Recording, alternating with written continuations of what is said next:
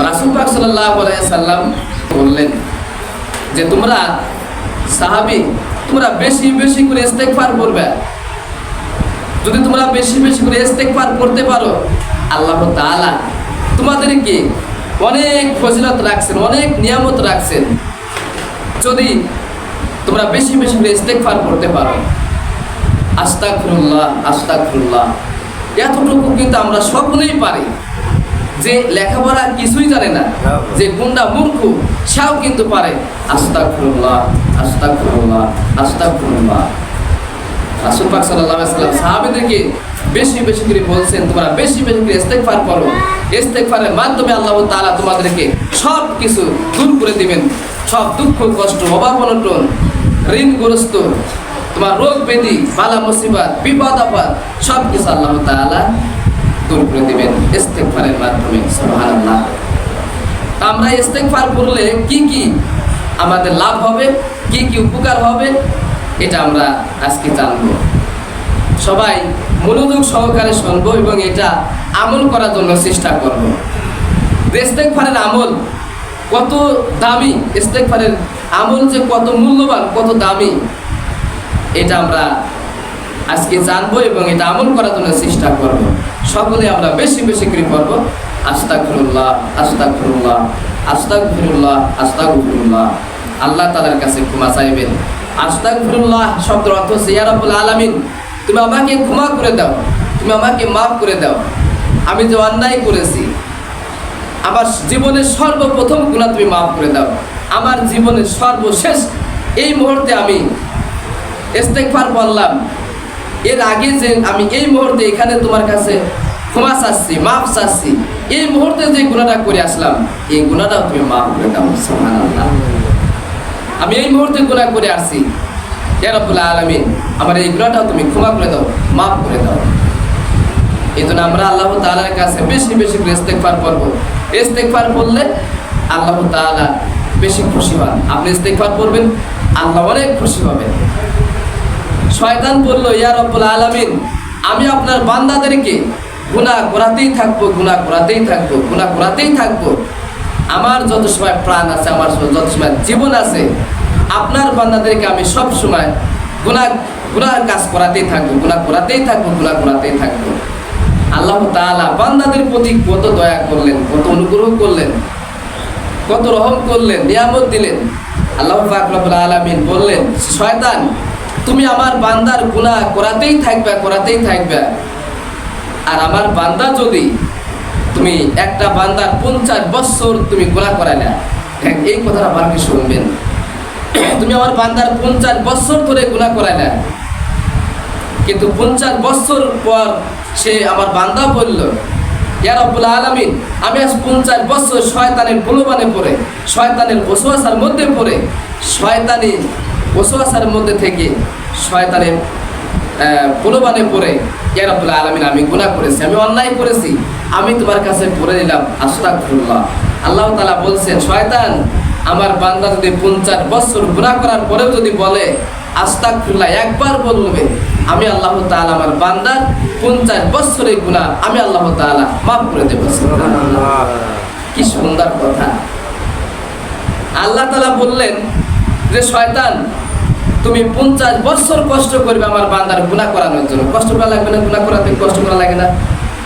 প্রলোভন দিতে হবে, ওয়াসওয়াসা দিতে হবে, তার খারাপ পথে নিতে হবে, তার এই গুনার কাজ করানো লাগবে। বান্দা একবার করতে চাইবে, আরেকবার করতে চাইবে না। শয়তান বারবার চেষ্টা করবে এই গুনাহটা করানোর জন্য। কিন্তু আল্লাহ তাআলা বললেন যে শয়তান আমার বান্দা যদি জীবনে একবার পরে আস্তাগফিরুল্লাহ, আমি 50 বছরের গুনাহ আমি আল্লাহ তাআলা ক্ষমা করে দেব। সুবহানাল্লাহ। যদি একবার যদি আস্তাগফিরুল্লাহ পড়ে, তাহলে আস্তাগফিরুল্লাহ পড়ার কত গুণ, কত মূল্যবান শব্দ, কত দামি শব্দ। এই জন্য আমরা বেশি বেশি করে পড়বো, ইস্তেগফার করবো আস্তাগফিরুল্লাহ আস্তাগফিরুল্লাহ। যদি কোনো ব্যক্তি আস্তাগফিরুল্লাহ বেশি বেশি করে আস্তাগফিরুল্লাহ পড়ে, আস্তাগফিরুল্লাহ যদি আস্তাগফিরুল্লাহ যদি কোনো বান্দা, যদি কোনো উম্মত, যদি কোনো মানুষ আস্তাগফিরুল্লাহ আস্তাগফিরুল্লাহ বেশি বেশি করে পড়ে, তার 1 নম্বর ফজিলত হচ্ছে আল্লাহ তাআলা বলছেন আমার যে বান্দা বেশি বেশি করে ইস্তেগফার করবে, আস্তাগফিরুল্লাহ পড়বে, আস্তাগফিরুল্লাহ পড়বে, আমি আল্লাহ তাআলা তার জীবনের সমস্ত গুনাহ মাফ করে দেব। সুবহানাল্লাহ। এই যে 1 নম্বর ফজিলত। এটা বড় দামি কথা না? কত দামি কথা। আল্লাহ তাআলা বলতেছেন আমার বান্দারা যদি বেশি বেশি করে ইস্তেগফার করে, একবার যদি বলে ইস্তেগফার আস্তাগফিরুল্লাহ, আমি আল্লাহ তাআলা তার গুনাহ মাফ করে দেব, যদি আমার বান্দা বলে আমার কাছে। সুবহানাল্লাহ। আর যখন আল্লাহ তাআলার কাছে ক্ষমা প্রার্থনা করবেন, আল্লাহ তাআলার কাছে মাফ চাইবেন, একেবারে ছোট হয়া, একেবারে ফকিরের মতন, ইয়া রাব্বুল আলামিন, আপনার আস্তাগফিরুল্লাহ যদি আপনি পড়েন, আল্লাহ তাআলা আপনার পছন্দ করেন হচ্ছে অনুনয় বিনয়। আপনি যদি একেবারে ছোট হয়া, একবারে নিচু হয়া, ছোট হয়ে যদি বলেন, এ আল্লাহ আমি তোমার কাছে, তুমি আমাকে মাফ করে দাও, তুমি আমি ছাড়া তোমার অনেক বান্দা আছে, ইয়া রাব্বুল আলামিন, আমি যে গুনাহ করেছি তুমি আমার গুনাহকে মাফ করে দাও, ক্ষমা করে দাও। আল্লাহ তুমি যদি মাফ না করো আমাকে কে মাফ করবে? তুমি যদি আমাকে মাফ করে দাও কেউ ঠেকাতে পারবে না। সুবহানাল্লাহ। আল্লাহর কাছে বলবেন, ইয়া রাব্বুল আলামিন, আমি যে তোমার বান্দা, আমি ছাড়া তোমার অনেক বান্দা আছে, কিন্তু তুমি ছাড়া তো আমার কেউ নাই। আল্লাহু আকবার। আল্লাহ তখন বলেন, ফেরেশতাদেরকে বলেন, ফেরেশতা আমার এই বান্দা কি বলল? ও ছাড়া আমার অনেক বান্দা আছে, পৃথিবীতে অনেক কোটি কোটি বান্দা আছে, কিন্তু আমি ছাড়া ওর কেউ নাই। ওই এই কথা বলার কারণে আমি আল্লাহ তাআলার গুনাহ মাফ করে দিলাম। যেহেতু বলেছে যে ইয়া রাব্বুল আলামিন, আমি ছাড়া তোমার অনেক বান্দা আছে পৃথিবীর ভিতরে, কিন্তু তুমি ছাড়া আমার কেউ নাই, এই কথা বলাতে আমি আল্লাহ কত খুশি হয়েছি। খুশি হওয়ার পরে আমি আল্লাহ তাআলা তার গুনাহ মাফ করে দিলাম। সুবহানাল্লাহ। আল্লাহ তাআলার কাছে ইস্তেগফার করবেন, আল্লাহ তাআলা আপনার ভালোবাসবেন। আল্লাহ তাআলা বলছেন, যে ব্যক্তি আমার কাছে গুনাহ করার পরে মাফ চায়, ওই বান্দাই হচ্ছে আমার কাছে সবচাইতে প্রিয়। সুবহানাল্লাহ। আপনার ওই বান্দাই সবচাইতে প্রিয়, যে গুনাহ করার পরে সে মাফ চাইলো, ক্ষমা চাইলো, ইস্তেগফার করে নিল, যে আল্লাহ আমি এই গুনাহটা করে ফেলেছি, আমি অন্যায়টা করে ফেলেছি, আমি এই পাপটা করে ফেলেছি, ইয়া রাব্বুল আলামিন তুমি আমাকে ক্ষমা করে দাও। আমার এই বান্দার প্রতি আমি এত খুশি হই, খুশি হয়ে আমি আল্লাহ তাআলা আমার এই বান্দার গুনাহ মাফ করে দেই। সুবহানাল্লাহ। তাহলে 1 নম্বর, যদি আমরা ইস্তেগফার বেশি বেশি করে পাঠ করি, এই দরজাটা যদি আমরা বেশি বেশি করে ইস্তেগফার পাঠ করি, তাহলে আমরা আস্তাগফিরুল্লাহ যদি বেশি বেশি করে পাঠ করি, 1 নম্বরে কি বললাম? আল্লাহ তাআলা আমার জীবনের সমস্ত গুনাহ মাফ করে দিবেন। সুবহানাল্লাহ। 2 নম্বরে বলা হয়েছে, যদি কোনো ব্যক্তি বেশি বেশি করে ইস্তেগফার পাঠ করে, যদি বেশি বেশি করে আল্লাহ তাআলার কাছে ক্ষমা প্রার্থনা করে, ইস্তেগফার করে, আস্তাগফিরুল্লাহ আস্তাগফিরুল্লাহ আস্তাগফিরুল্লাহ, আল্লাহ তাআলা বলছেন, আল্লাহ তাআলা কি বলছেন? যদি আমার বান্দারা বেশি বেশি করে ইস্তেগফার করে, আস্তাগফিরুল্লাহ আস্তাগফিরুল্লাহ আস্তাগফিরুল্লাহ বেশি বেশি করে যদি পড়ে, আল্লাহ তাআলা তার কি করেন? এই আস্তাগফিরুল্লাহর মাধ্যমে আল্লাহ তাআলা তার বালা মুসিবত দূর করে দেন। সুবহানাল্লাহ। আমাদের কিন্তু বালা মুসিবত সবসময় আসে, কিছু কম বা কিছু বেশি, কিন্তু যেই মুসিবতটা যখন আসে ওইটাই কিন্তু আমার কাছে পাহাড় পরিমাণ মনে হয়, ওইটাই আপনার কাছে পাহাড় পরিমাণ মনে হয়। আপনার একটা বেদি যদি হাতে হয়, তাহলে আপনি মনে করেন যে এই বেদিটা এই হাতে না হয়, এই হাতে হয়তো তাহলে আমি কাজ করে খেতে পারতাম। আপনার মনে করেন যে আমার এই বেদিটা যদি না হয়, আরেকটা বেদি হইতো, তাও তো আমি কর্ম করে খেতে পারতাম। আপনার কাছে যেই অসুখটা আছে ওইটাই আপনার কাছে সবচেয়ে বড়, ওইটাই আপনার কাছে সবচেয়ে বড়। যার কাছে যে অসুখটা আসে, যে মুসিবত আছে, যে বালা আছে, ওইটাই আপনার কাছে তখন বড় মনে হয়, পাহাড় মনে হয়। ওইটার থেকে আল্লাহ তাআলার কাছে আপনি ক্ষমা প্রার্থনা করবেন আর বলবেন, আস্তাগফিরুল্লাহ আস্তাগফিরুল্লাহ, আল্লাহ তুমি আমার বালা মুসিবত দূর করে দাও, তুমি আমার বালা মুসিবত দূর করে দাও, আমার বিপদ আপদ দূর করে দাও, তুমি আমাকে ক্ষমা করে দাও, তুমি আমাকে মাফ করে দাও। আপনি বলবেন আস্তাগফিরুল্লাহ আস্তাগফিরুল্লাহ আস্তাগফিরুল্লাহ, বেশি বেশি করে বলবেন। আল্লাহ রাসূল বলছেন, যদি কোনো ব্যক্তি বেশি বেশি করে ইস্তেগফার পাঠ করে, 3 নম্বরে বলা হয়েছে, যদি কোনো ব্যক্তি বেশি বেশি করে ইস্তেগফার পাঠ করে, আল্লাহ তাআলা তার রিজিক বৃদ্ধি করে দেন। সুবহানাল্লাহ। যদি আপনি ইস্তেগফার বেশি বেশি করে পাঠ করেন, আল্লাহর রাসূলের কাছে এক সাহাবী আসলো, ইয়া রাসূলুল্লাহ, আমি আজ 3 দিন না খাই, আমার চুলায় আগুন জ্বলে না, আমার সন্তানেরা না খায়া অনাহারে তারা অস্থির হয়ে যাচ্ছে, ইয়া রাসূলুল্লাহ আমার একটা দোয়া শিখায় দেন। আমার কিছু খাদ্য দেন। রাসূল পাক সাল্লাল্লাহু আলাইহি ওয়াসাল্লাম বললেন, তুমি বেশি বেশি করে ইস্তেগফার পড়া শুরু করো। ওই সাহাবী ইস্তেগফার যখন বেশি বেশি করে ইস্তেগফার পড়া শুরু করলো, ওই সাহাবীর ঘরের মধ্যে খাদ্যর আর অভাব হলো না, সকলেই সুস্থলতার সাথে জীবনযাপন করতে থাকলো। সুবহানাল্লাহ। কিন্তু আমরা সেই বিশ্বাস নিয়ে করি না, সেই বিশ্বাসটাই আমাদের ভিতরে নাই। সাহাবীদের দিল, আল্লাহর ওলিদের দিল, 4 ইমামের দিল, অনেক বুজুর্গকে তাদেরকে দিল, আমাদের দেয় না কেন? আমরা দেয় না এই কারণে, আমরা ইস্তেগফার করি যেই গুনার জন্য। আল্লাহ তাআলা বলছেন, আমার বান্দা যেই গুনার জন্য ইস্তেগফার করলো, আমার কাছে ক্ষমা প্রার্থনা করলো, ওই গুনাহটা যদি আর না করে, তাহলে এই ইস্তেগফারের ফজিলত আমি তার আমলনামায় দেব। মানে শর্ত তো থাকতে হবে। আমি গুনাহ করলাম বারবার আর ইস্তেগফার করলাম, বারবার গুনাহ করে যাচ্ছি, ইস্তেগফার করে যাচ্ছি না। আপনি যেই গুনার জন্য ইস্তেগফার করলেন, আল্লাহ আমি এই গুনাহটা করে ফেলাইছি, আমি তোমার কাছে ক্ষমা চাচ্ছি, এই গুনাহ আমি আর করব না। এর নাম হচ্ছে তওবা। এর নাম হচ্ছে তওবাতুন নসুহা। তওবাতুন নসুহা শব্দ অর্থ হচ্ছে যেই গুনার জন্য আপনি ক্ষমা চাইলেন, ইস্তেগফার করলেন, তওবা করলেন, ওই গুনাহটা আর দ্বিতীয়বার করবেন না। আল্লাহ তাআলার কাছে ওই গুনাহ যদি আপনি দ্বিতীয়বার না করেন, তারপরে ইস্তেগফার করেন, আল্লাহর কাছে যা চাইবেন আল্লাহ তাআলা তাই দিবেন। সাহাবীদের দেশে আপনি দিবেন না কেন? ওলিদের দিল, আজমাইনদের দিল, তাবেঈনদের দিল, বুজুর্গদের দিল, আল্লাহর ওলি করে দিল, 4 ইমামের দিল, কিন্তু আপনার দিল না কেন? আমরা ওই গুনাহ ছাড়তে পারি নাই। আমি গুনাহ করতেছি, ইস্তেগফার করতেছি, গুনাহ করতেছি, ইস্তেগফার করতেছি। এটা হচ্ছে মুনাফিকের আচরণ। এটা হচ্ছে মুনাফিকের আচরণ।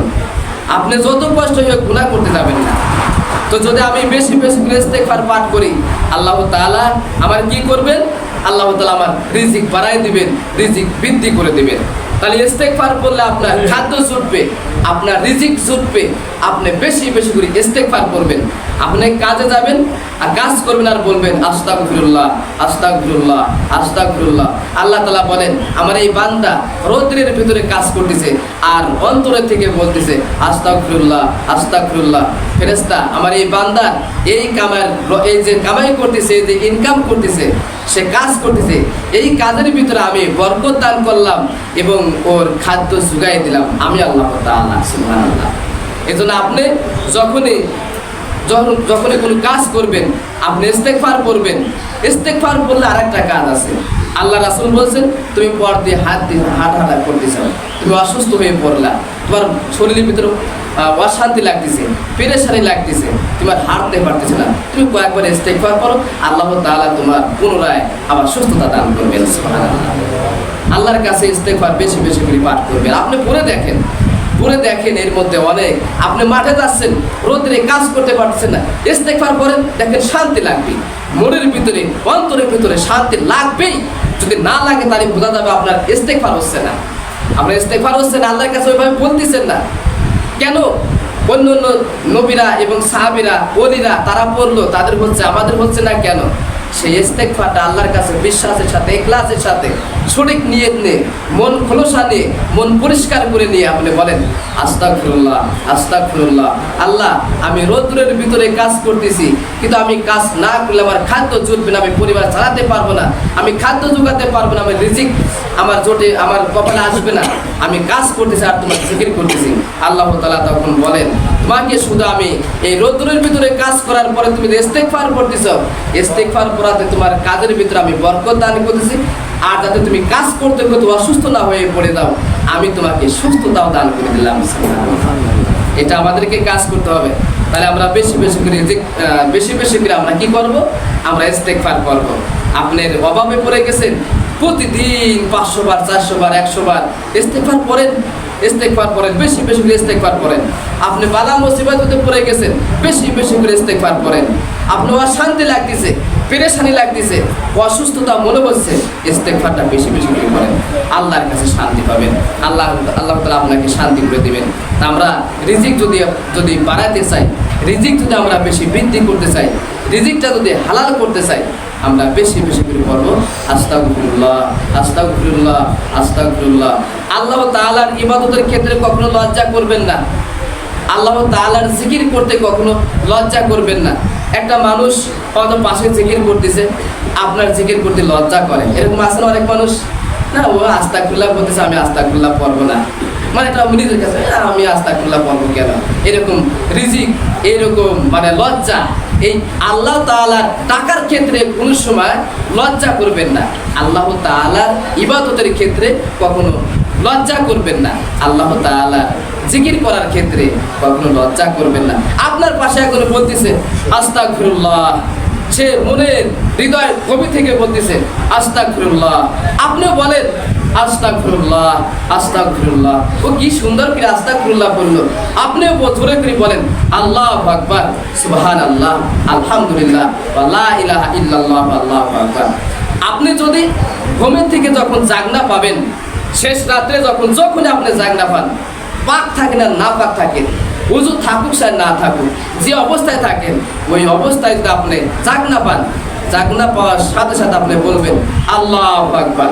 এত জোরে আল্লাহু আকবার করবেন, আপনার পাশে স্ত্রী যাতে শোনে, সন্তানরা আরেক রুমে আছে যাতে তারা শোনে আমার আব্বা তো এইটা করতো, আমার স্বামী তো এটা করে, এটা তো আমাদেরও করতে হবে।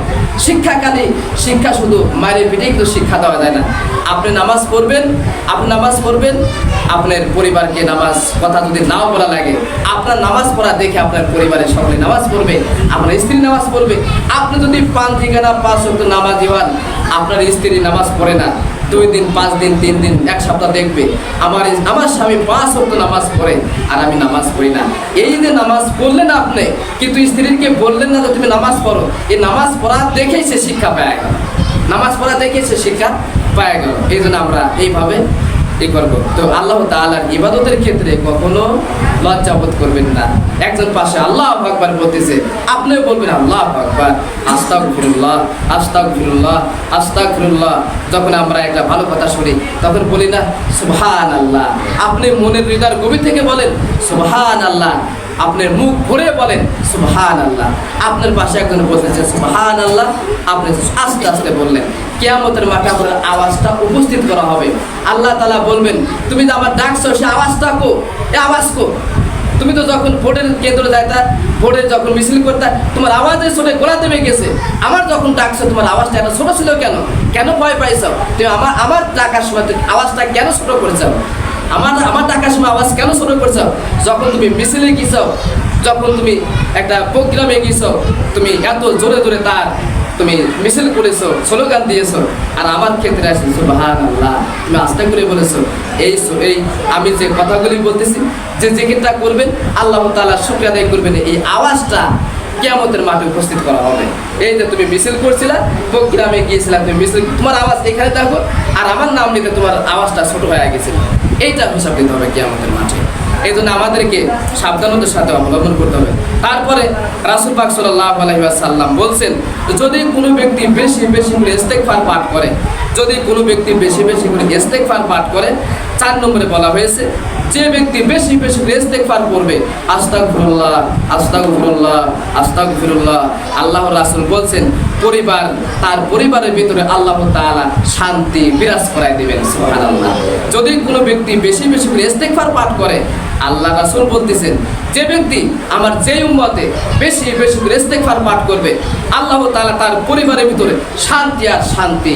সে যদি অভাবেও থাকে, এক ওয়াক্ত যদি কমও খায়, যদি খারাপও খায়, তার মনের ভিতরে, তার ছেলে সন্তানের ভিতরে, তার স্ত্রীর ভিতরে, স্বামীর ভিতরে, পরিবারের যেই কয়জন লোক থাকবে সবার ভিতরে না খাওয়ার পরেও, ভালো কাপড় না পরার পরেও তার অন্তরের ভিতরে শান্তি শান্তি শান্তি লাগবে। সুবহানাল্লাহ। এই ইস্তেগফার করার কারণে যদি আপনি ইস্তেগফার করেন, আপনি যখন অস্থির লাগবে 5 বার 7 বার ইস্তেগফার করেন, যদি সুস্থ না হন, আল্লাহ রাসূল বলেছেন আমার কথা কখনো মিথ্যা হবে না, আমার কথা কখনো মিথ্যা হবে না। এই জন্য আপনারা বেশি বেশি ইস্তেগফার পাঠ করবেন। তাই পরিবারে যদি শান্তি আনতে চান, বেশি বেশি কি করবেন, আস্তাগফিরুল্লাহ আস্তাগফিরুল্লাহ আস্তাগফিরুল্লাহ আস্তাগফিরুল্লাহ, বেশি বেশি করে ইস্তেগফার করবেন।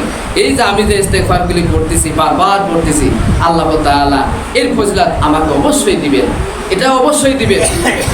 কখনো ইস্তেগফার করতে গিয়ে, আল্লাহ তাআলার ইবাদত করতে গিয়ে কখনো লজ্জা বোধ করবেন না। আপনি জোরে জোরে বলবেন আস্তাগফিরুল্লাহ। অশান্তি লাগলেই বলবেন আস্তাগফিরুল্লাহ, আস্তাগফিরুল্লাহ, আস্তাগফিরুল্লাহ। আল্লাহ আমি তোমার বান্দা, তুমি আমার আল্লাহ, কেন গুনাহ মাফ করবে না? তোমাকে ক্ষমা করতেই হবে। আল্লাহ তাআলা বলেন আমার এই বান্দা বলে কি আমি ওর আল্লাহ, ও আমার বান্দা, আর আমি যদি ক্ষমা না করি ও বলছে গুনাহ ক্ষমা করতেই হবে, যেহেতু তুমি আমার সৃষ্টি করেছো। সুবহানাল্লাহ।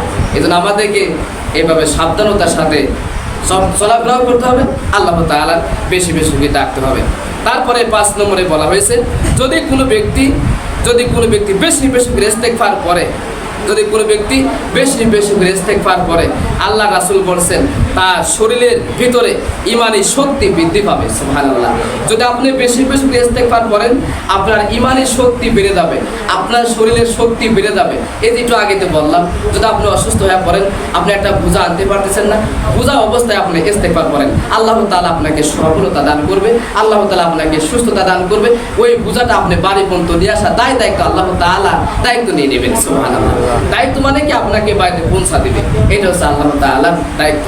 এই জন্য আমরা বেশি বেশি করে যদি ইস্তেগফার করি তাহলে আল্লাহ তাআলা আমাদের কি করবেন, ঈমান বৃদ্ধি করে দিবেন। আমাদের ঈমান বৃদ্ধি হবে, আমাদের ঈমান বাড়বে।